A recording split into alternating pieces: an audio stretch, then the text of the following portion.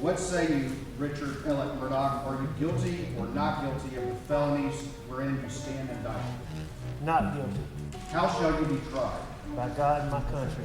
The exact time when Paul and Maggie Murdaugh were murdered. At the end of the investigation, it was obvious.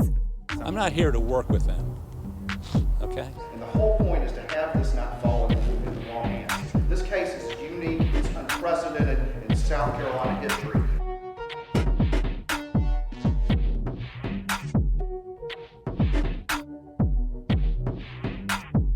Mr.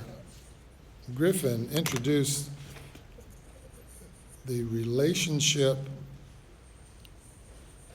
between the defendant and Eddie Smith. The court conducted a pretrial, a hearing outside the presence of the jury, addressed the issue, made it clear that the roadside shooting was a bridge too far.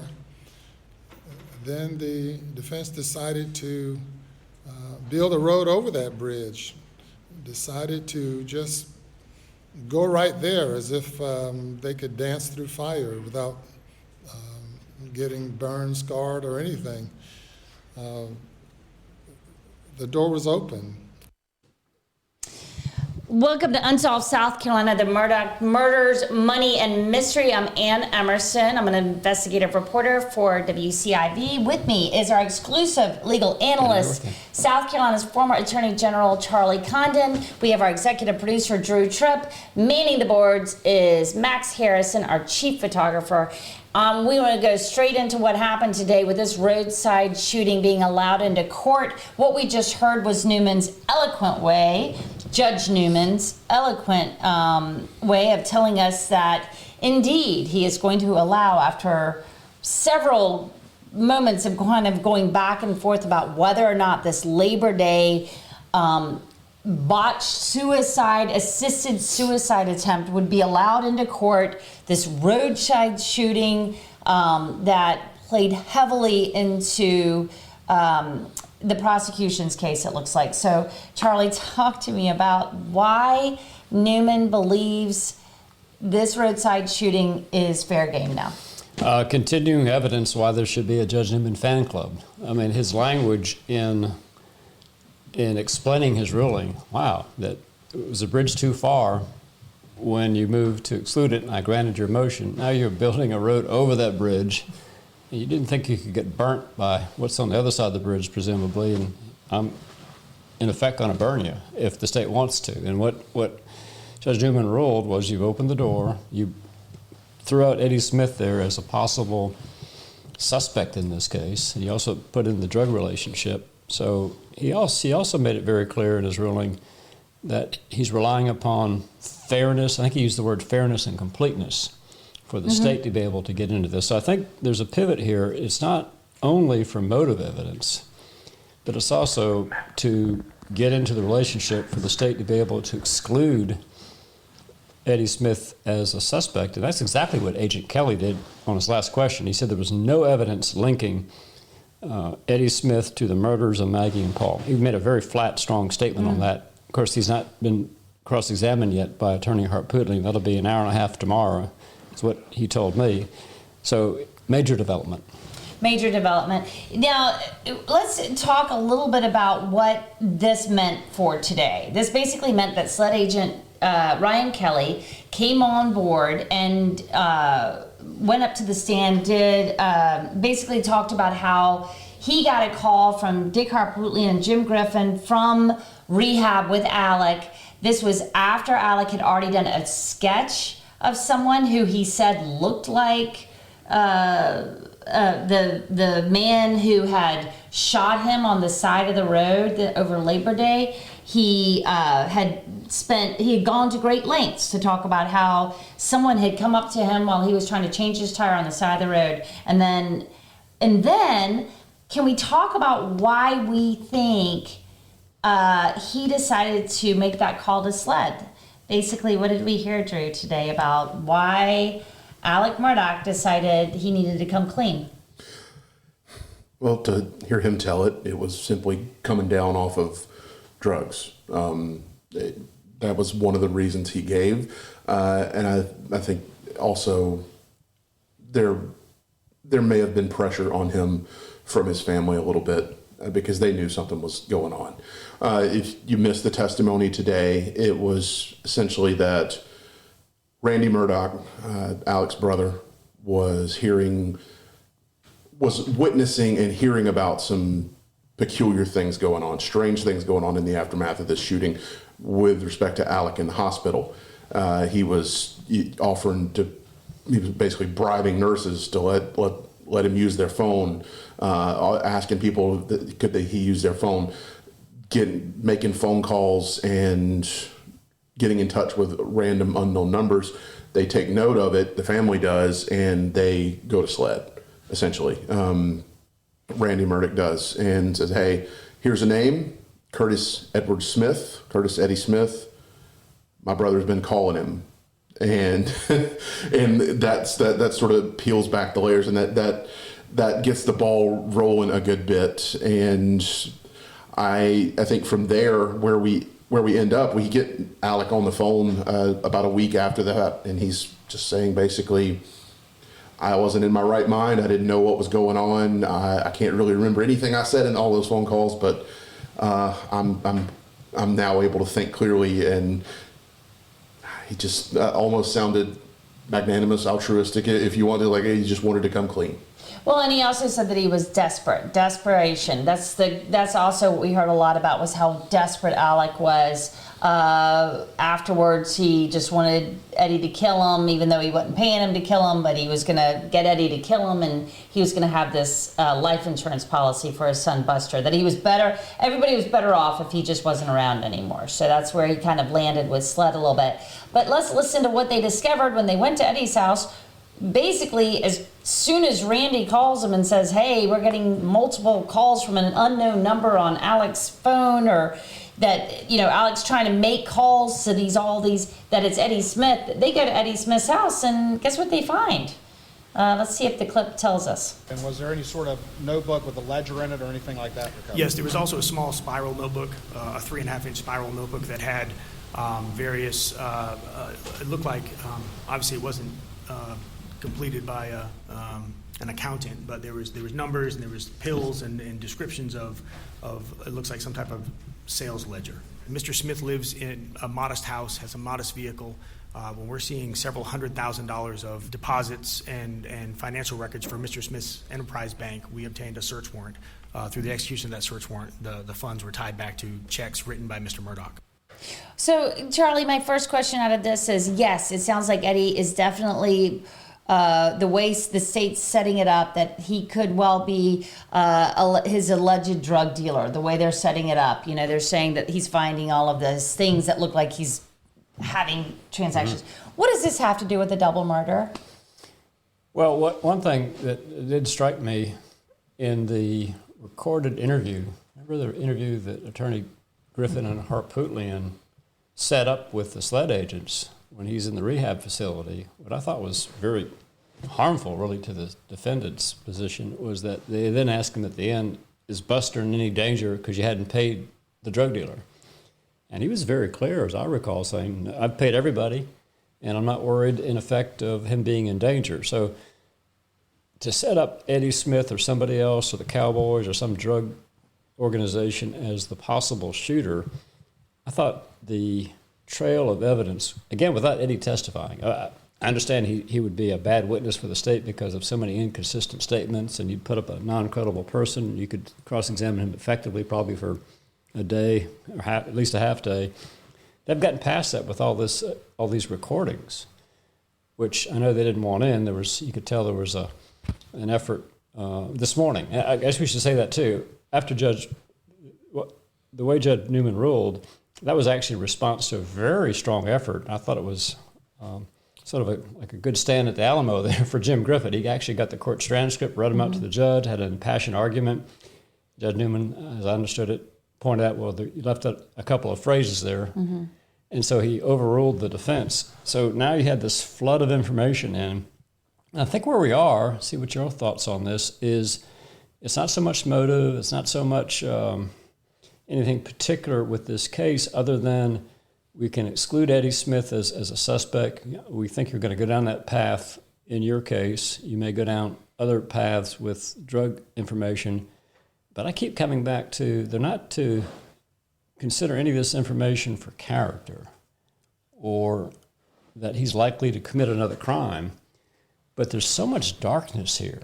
You almost get I just had the feeling hearing all this is like, what wouldn't he do? I mean, he's putting his family in this horrendous position where he fakes this, that's not the issue. Was it a real attempt to be killed by Eddie Smith, or was it a botched one? I mean, a purposely botched one to get more sympathy, to be thrown off the tracks. But you have this dark picture of this attorney who's stolen millions of dollars from innocent clients and his fellow law firm partners. He's hidden this drug addiction from so many people. That appears to be real. They had a drug problem. And now, after the killings of his wife and son, where you can see that he's not been forthright with law enforcement, to say the least. And now, after being confronted, that was the very day that Chris Wilson confronted him, right? About it was the same day. Stealing the 190. Well, the day of the roadside shooting, yes. Yeah, was the same day. $192,000. I don't know. Do you think Drew or Ann? Well, I such mean, I darkness guess my question here. is, there's a lot of darkness. Does this speak to the character that the jury's not allowed to touch? I find him a hard time to this we're all double human. life, this multiple sort of. It kept creeping into my mind. Golly, this is the kind of person that might indeed kill his own son and wife, right? But you're not supposed to do that. They certainly have kept on saying in testimony. So, did you really know Alec Murdaugh? Did you really know Alec Murdaugh? And that speaks to what you're saying. I just wonder how much the jury's going to be instructed to not listen to that. Yeah, they'll be instructed to be considered for these purposes only. But I'm just saying, I was struck by the amount of information there that was very negative about the defendant. Yeah. I still think there's ground. I still think there's ground to plow for the state specifically to potentially address the idea, one that you just casually floated out there, Charlie, as was it a real attempted suicide, attempted assisted suicide, or did Eddie deliberately miss? What do you think? To your point about character, I think before this and always have been taking in the full picture of everything that happened. I've always been a little bit inclined to think that maybe that wasn't such a botched accidental suicide as it was a very well executed appearance of a botched suicide. But both, I'm open to both possibilities. Taking a step back though, I think bigger picture, again, the jury's not supposed to take this into character evidence account. Bigger picture, I think the state today effectively, we have to wait for cross-examination. Obviously, we have to hear the defense's side of things. And again, to my own point about there still being a little bit of ground to plow with it, I think on the state side. All that said, I think the state pretty well put to bed this whole Eddie Smith Cowboys gang thing today. And they made it clear at the end of testimony with Ryan Kelly from SLED. They think no one else was involved. And that's what this really all dates back or calls back to is the two-shooter theory or the multiple shooter theory, or what we've discussed so much earlier on in the trial was, could somebody else have been involved? Like, there's no way he could have done all this by himself. I think we're honing in now on, nope, it was Alec, and it was only Alec. And there's a point I want to call back to yesterday when Jim Griffin was launching into this line of questioning. And you guys didn't look at these drug dealers who are under indictment, and you didn't look at Eddie Smith and did you track their cell phones? And David Owen said, no, in fact, we did geofencing, and there were no other phones out there. The only other phones out there that night besides the families were first responders. There was nobody else out there, at least not with a phone on them. Well, but I'm going to just interject there. You did hear them say, yes, but what about the burner phones? They never use cell phones. They use burner phones. So I heard that interjected a little bit. Yeah, I mean, they being gang members, or like they would know for sure. They wouldn't know for sure, right? But that was one thing I did hear. Perhaps I misinterpreted that, but I took it to mean that they did basically a reverse. They look for any cell phone Okay. signals out there, and maybe again, I could be completely wrong. Someone is watching along, listening along in the comments. If you have some insight on that, but my interpretation of it is they scanned for any cell phone readings in the general area and they found none. Yeah. If I'm right and what we hear today is right, they think there's absolutely no evidence anyone else was involved and they're putting this to bed. But we have to see how the state. I think there's. Well, I mean, he defense, did I'm say sorry. hour and a half to me. I thought that's a lot of questioning, right? Max, did you have a question for us? Yeah, Yes. somebody in the comment section asked if Alex Murdaugh was Eddie's biggest client, why would he kill him? Well, I don't think that. I think Eddie and I don't know. Okay. Oh gosh, I'm going to That's a start great speculating question. here as a journalist. This is dangerous there's ground so many here. things that you could talk about, right? Because one thing, the testimony from Alex was it was just a very impromptu. Please kill me. Right. It was like within about. Did he say like a half an hour earlier? Yeah. He called him up and gave him a gun, and they go down there with this. Yep. And a I knife found to- that really shocking. Yeah. That he's. So I hate to keep going back to what I was thinking is just so much darkness here. Like here's a person out there that would agree to kill somebody within a half hour's conversation, and they go down there presumably to do it or not to do it. It's just and that's why I think where this trial has ended up is it's been at times I think a little confusing from the state standpoint. Wouldn't you agree on Absolutely. financial and this and that? But Yeah. I will say that the completeness of the picture, there's not much missing, right, that we know about. It's all out in front of this jury. We just need that. I know it happens in closing arguments. I understand they still have some time with the state. That's what I've said to these guys several times is I need to be led to water a little bit. I think that's right. And I really want to see exactly where they're coming from. Max, do you have something else for us? Yeah, going back to Blanca's testimony when he asked about the insurance cards. And there's been this confusion of Can you imagine? That would did show. he have insurance or not? And people have been wondering that as well. That's a good point. Well, are you talking about life insurance? Yeah, No, the life health insurance. insurance card. That's a good point. That would show that he wasn't planning to die because you wouldn't need your health insurance card for the morgue. Right, but then they're talking about life insurance No, policies. I think but I think you're talking about health she insurance. requested his health insurance card for the hospital. That's Right. a great boy. That's a great pickup. So I would think the state would be thinking the same way too. So, Let's hope anyway. So at what point he called Blanca before this went down? Yeah, right before it. Between and said, Chris- yeah, between "Get Chris me my Wilson and- health I'm going to the insurance hospital. first." Who calls their? There you go. That's great. You know that reads so much into what he was thinking too. Absolutely, if they're pulling health insurance cards. They did bring that on evidence. Before the roadside. So they must be onto that as well. That it was not a suicide, And it was also a botch. in Tinsley testimony, I guess he said when they looked into it, Alex didn't have any life insurance. So, That's $10 also million astute. plot that he said I was going to leave for. Funny, I left busing. court that day with that same impression on the testimony. I was further clarified that no, it was meant that he spoke maybe a bit broadly, that in fact there was life insurance on Alex, right? Okay, yeah, that's the way I understood it. There was no life insurance policies on Everyone Maggie and Paul, right? But it was that they still had one on Alex. So I think that clears that part of it up a little bit. Did we have any more clips that we wanted to play, Max? Yeah, just when they went into Eddie's house. Oh, okay, yeah.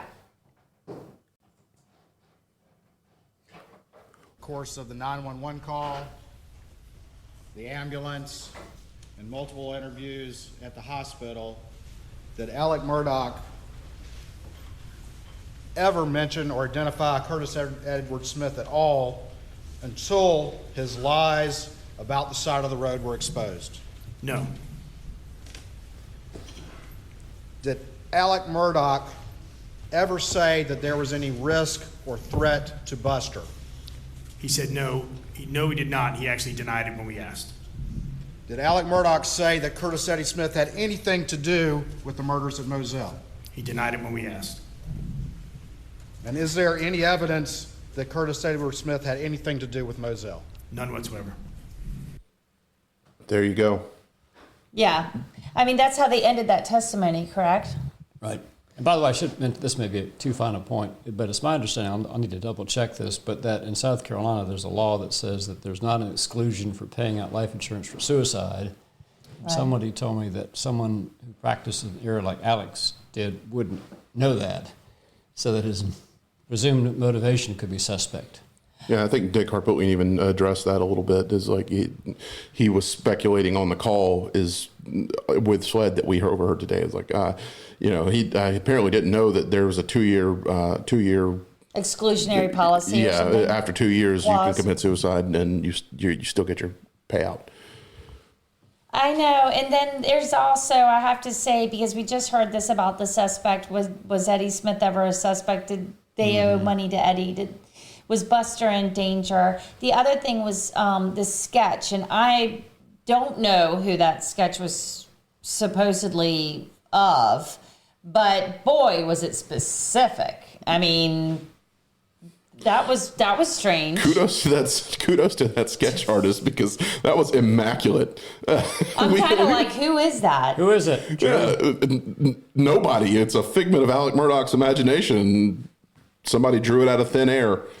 Good for them. Well, there's a lot of speculation going on all over social media right now about who he might have had in the back of his mind. Right? That is certainly one thing that there's been a lot of speculation out there that maybe he was pointing some kind of finger toward a boat crash survivor or someone involved with it. So connected to somebody involved. So in it's a good question for Alec Murdaugh, but unfortunately we don't know if he's going to be taking the stand, so we're not quite sure if that's going to happen. I mean, I did want to circle back because it was something that you had mentioned earlier about Ken Kinsey. Oh, yeah, we need to talk about him a little bit. I really think so.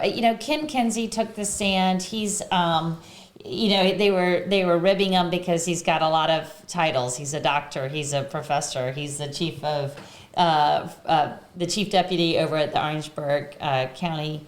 But what Ken Kinsey did for the state was to set up what, Charlie? He set up, I thought, brilliantly, and he was very folksy, but he really connected with these jurors. One of the best expert witnesses from a persuasive standpoint. So I do believe they're accepting what he was saying, which is basically, to capsulize it, was that Paul Murdaugh was in that small room, was shot first at a certain angle and a certain head orient. He went through everything. Actually, I thought he did so much better in explaining versus the forensic pathologist, because she said she's not a crime scene person, but she put it all together, the shotgun pellets through the window, and then the second shot. But to capsulize this, and then the angles had to be from a shooter that would be shooting relatively low. But I think where we're headed with this, and I'd be surprised if I'm wrong on this, or you have this expert, he's a folksy, sort of a local grown. Yeah, I mean, born and bred. He was like, I'm from really far away. I'm from Orangeburg, which anybody that knows this area, how far away is Orangeburg? Orangeburg and Colleton County share a border. Yeah, how endearing. It's right around the corner. How endearing. So I suspect the defense will be, in fact, they're talking about flying in people.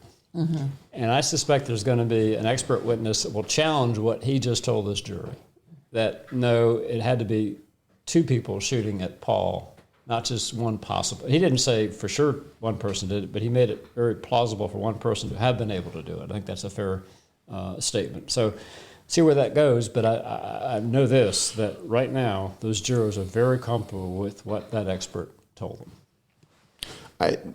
The most crazy thing to me today was, number one, watching Dick Harpootlian drag poor Phil Barber up there and use him as a mannequin to demonstrate how was I holding the gun, or how could he been? And with a shotgun, with a real shotgun, by the way. Yeah. And I don't care if it's unloaded. I don't care if it's you don't do that. But one thing is abundantly clear about Dick Harpootlian and his courtroom etiquette and tactics are a bit brazen, and he'll make you uncomfortable in there. I don't know if that's by design so much. Of course it's by design. Anyway, but my point is that they go through all of this, and the glaring thing to me that they just overlooked is, how do you explain, Max, I don't know if you can pull up the photo or if you have it, but I know it's on my Twitter, but essentially this Ken Kinsey comes up with what he believes was the angle of the final shot that killed Paul. And it shows a little cone of trajectory about where the muzzle of the gun barrel would have been located and the trajectory upward that the shot path took.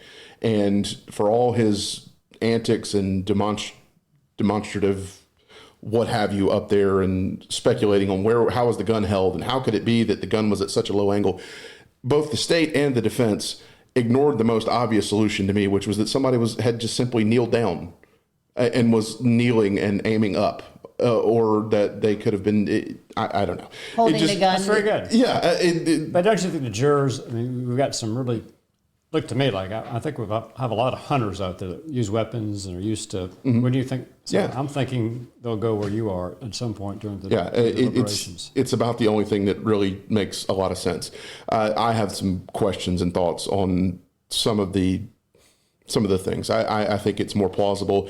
Dick Harpootlian kind of slipped in under his breath when he was using that full-sized, long-barreled 12-gauge shotgun, that he just sort of slipped in unchallenged, that he felt it was the state's theory that a gun very similar to that was used in the shooting. And as we've heard, a gun very similar to that is missing.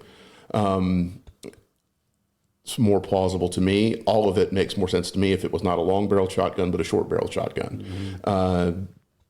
Whatever. That's just one dude speculating. But we don't know, and we won't know, will we? Yeah, I mean, because they don't have the murder somehow weapon. the murder weepon shows up between now and next week, we're not going to have. Of course, in this case, that's possible, right? Well, and I totally agree with you. I mean, Drew's been around, hunting your whole life. Right. I'm a city girl and have not been hunting my whole life, and to have that gun right there was a little.